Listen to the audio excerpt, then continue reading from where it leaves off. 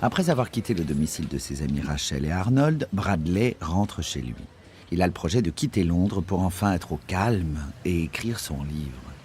Sa valise est déjà faite, il n'a plus qu'à partir. Mais il hésite encore, étant donné les événements dont il a été témoin.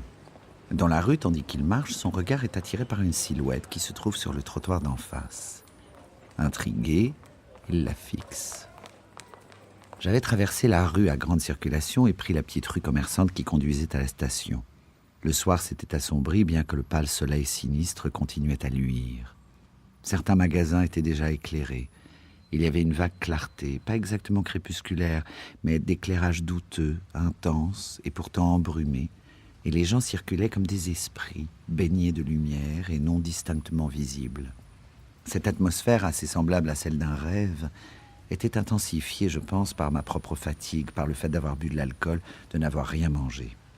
Dans cet état de lassitude spirituelle, assez hanté par le destin, je remarquai avec seulement un peu de surprise et d'intérêt la silhouette de l'autre côté de la rue d'un jeune homme qui se conduisait plutôt bizarrement. Il se tenait debout sur le bord du trottoir et répandait des fleurs sur la chaussée comme s'il les lançait dans un fleuve. Ma première pensée fut que c'était un adepte de quelque secte hindoue et qu'il accomplissait un rite religieux. Ce jeune homme paraissait psalmodier une espèce de litanie. Je m'apercevais à présent que ce qu'il répandait n'était pas tant des fleurs que des pétales blancs. Et ces pétales étaient jetés non au hasard, mais par rapport au constant et régulier passage des autos. Alors ces frêles choses blanches couraient à toute vitesse çà et là, prises dans le mouvement de l'auto, se précipitaient follement sous les roues, suivaient le tourbillon d'air dans le sillage de l'auto et se dispersaient plus loin le long de la rue. Si bien que ce lancement de pétales ressemblait à un sacrifice ou un acte de destruction, ce qui était offert étant sur le champ dévoré ou voué à la disparition.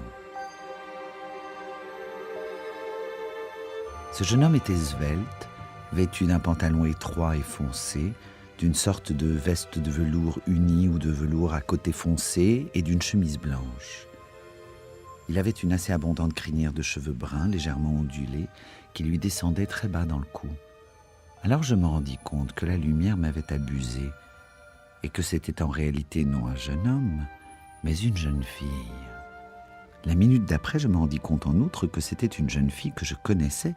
C'était Julianne Baffin, la fille adolescente et l'unique enfant d'Arnold et de Rachel. « Salut Bradley. »« Bonsoir Julianne. Que diable fais-tu ? Avez-vous été voir papa ? » ?»« Oui. À la bonne heure, je croyais que vous vous étiez disputés. »« Certainement pas. Vous ne venez plus ? » ?»« Si, seulement tu es absente. » »« Pas maintenant, j'enseigne à Londres. Qu'est-ce qui se passait au moment où tu es parti ? » ?»« Où ? Chez toi ? » ?»« Oh, rien de particulier. Ils se disputaient si fort quand j'ai quitté la maison. Se sont-ils calmés ? » ?»« Oui, naturellement. »« Je suis si contente que vous soyez venu. Je pensais justement à vous. Je voulais vous demander quelque chose. J'allais vous écrire. Écoutez, Bradley, voici ce dont il s'agit. J'ai décidé d'être écrivain et je voudrais que vous m'aidiez. Ce n'est pas facile d'aider quelqu'un à devenir écrivain. Ce n'est peut-être même pas possible. La question, c'est que je ne veux pas être un écrivain comme papa. Je veux être un écrivain comme vous. Je vous ai toujours admiré, Bradley. Voulez-vous bien me donner des leçons ? Je lirai des livres et nous pourrons en discuter. Et puis, j'aimerais écrire des choses pour vous. Des nouvelles, peut-être, ou quoi que ce soit que vous sentiriez que je devrais écrire. Et vous ferez la critique de ce que j'aurai écrit.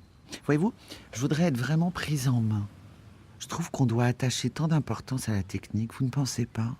C'est comme d'apprendre à dessiner avant de peindre. Je vous en prie, dites que vous vous chargerez de moi.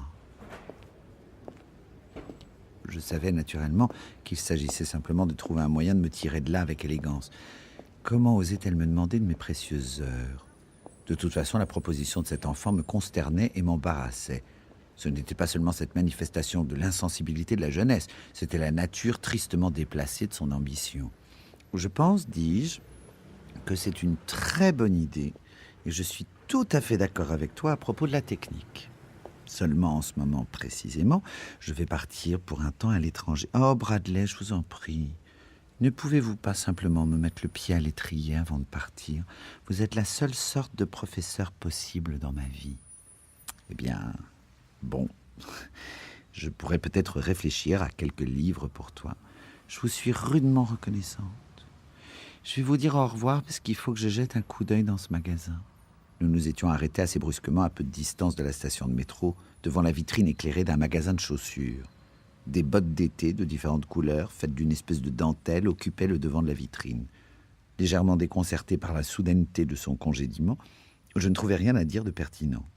Je lui fis un vague salut en disant « Tata », une expression enfantine pour dire au revoir, dont je ne crois pas m'être servi auparavant ni depuis.